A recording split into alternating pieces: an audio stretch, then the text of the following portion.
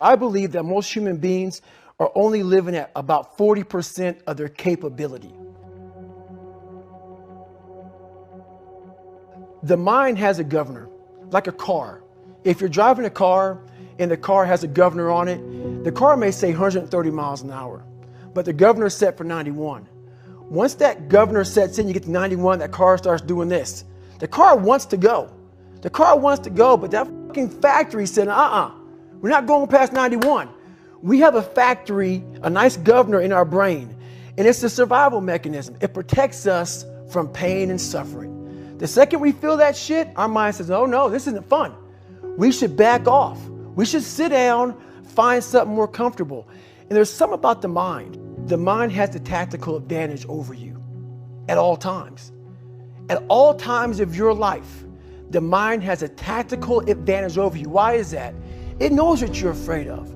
It knows your insecurities. It knows your deep, dark lies. And it starts to push you away from that shit. It pushes you in a direction that is comfortable. The mind controls everything.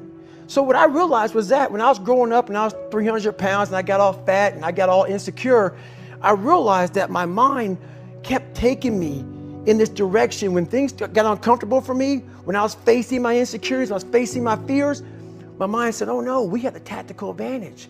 We need to get you, separate you from this feeling over here. Life's all about feelings.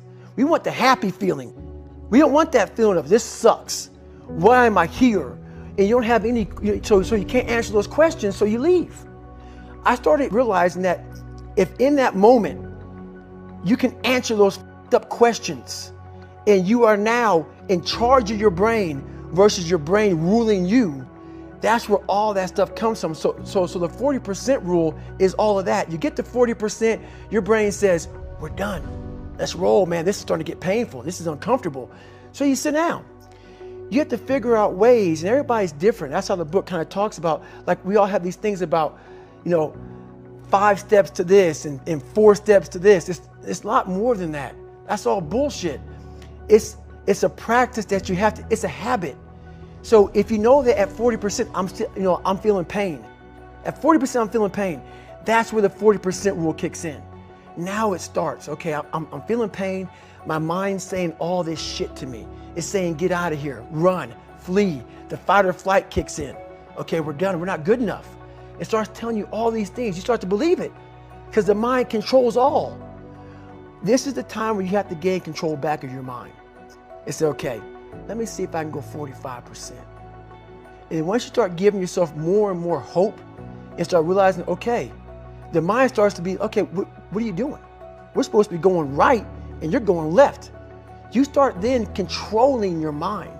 Start finding more in yourself. And then it goes from 40% to a lot further than that.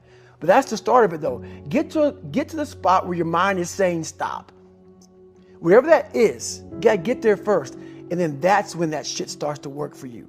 You gotta control yourself in that moment. So a lot of people can live with themselves. That's the first thing. A lot of people can live with themselves, look in the mirror and say, I'm okay with being afraid. I'm okay with going on this easy highway over here. The easy highway has all these fucking signs and shit, directions, how to get somewhere. And you have to first be uncomfortable with how you feel about yourself. With that voice that a lot of us like to run away from, we all have it. We all have that voice that's saying, hey man, you're kind of wimping out right now. You're kind of being a little punk right now. But a lot of us say, okay, that's okay. It's okay to tell these little white lies to ourselves. So we first have to face the real you. The real me is David Goggins. The real me is a guy looking at you right now saying, I don't want to fucking be on this show right now because I used to stutter as a kid. And I'm afraid of that. I'm afraid that here in a second, I'm going to start fucking stammering and stuttering and the whole world's going to know that I have all these issues. But that's when I see right now, okay, Goggins, you got to go on this fucking show. That's Goggins.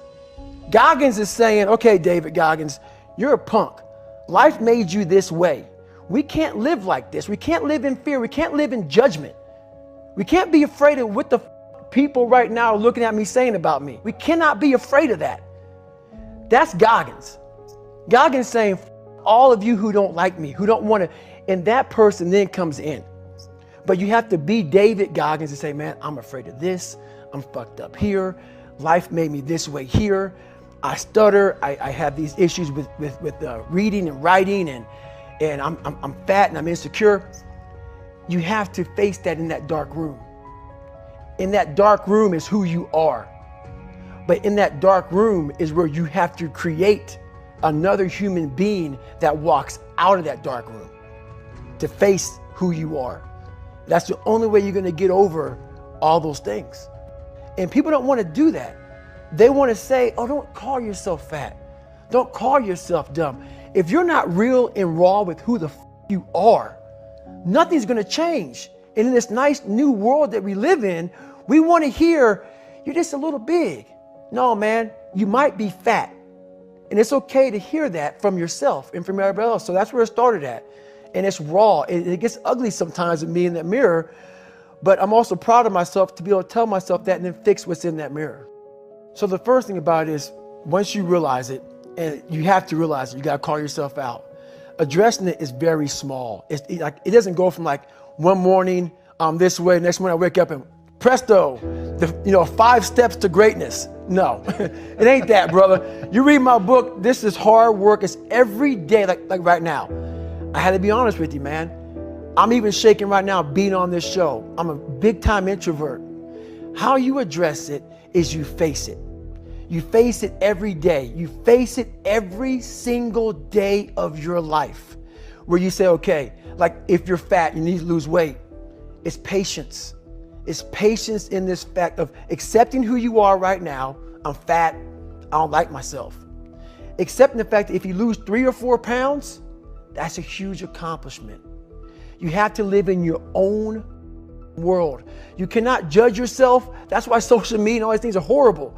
You can't judge yourself off of the so-called competition that we have made up in our mind. The things that, how people look, how people act, how smart someone is. This is a race that you run completely alone.